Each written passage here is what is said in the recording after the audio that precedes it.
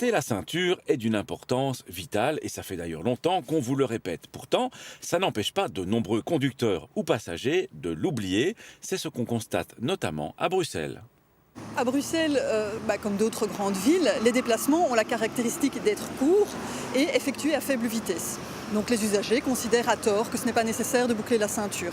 Or, c'est justement pour ce type de déplacement, et souvent déjà à 20 km/h, que l'issue peut être fatale et que la ceinture peut vraiment vous protéger. À Bruxelles, seulement 84% des passagers avant et des conducteurs bouclent leur ceinture. C'est un peu plus faible que la moyenne nationale de 86%. Et quand on passe à l'arrière du véhicule, seulement une personne sur deux boucle sa ceinture. Le cas des enfants est particulièrement préoccupant.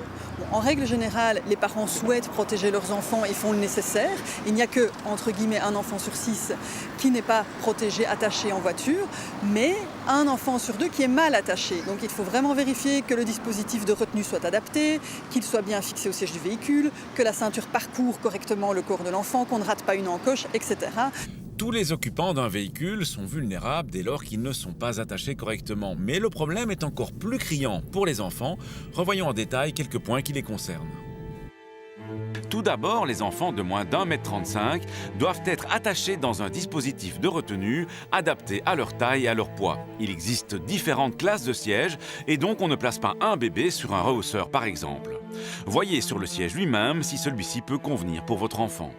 S'il est impossible d'installer à l'arrière un troisième dispositif de retenue parce que 2 autres sont déjà utilisés, un troisième enfant de 3 ans ou plus et de moins d'1,35 m peut voyager à l'arrière sans siège pour enfant. Il doit alors porter la ceinture de sécurité.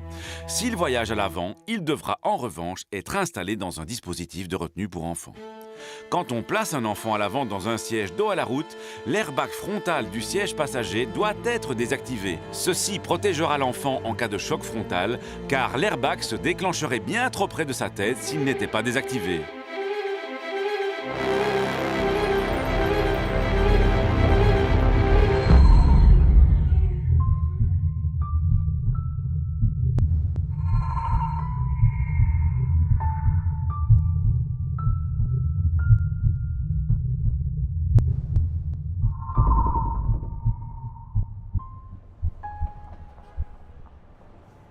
Boucler votre ceinture et attacher vos enfants correctement est la première mesure de sécurité à prendre lorsque vous pénétrez dans un véhicule.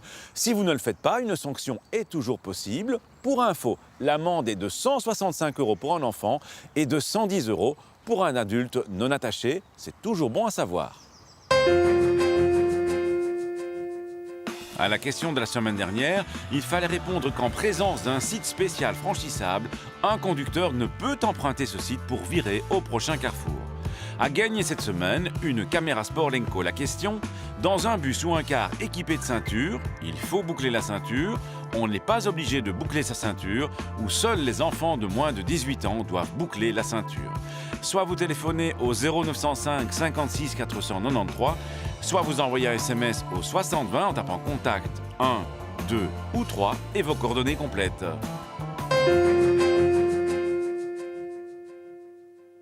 Ces signaux annoncent que vous approchez d'un dispositif surélevé, autrement dit d'un ralentisseur.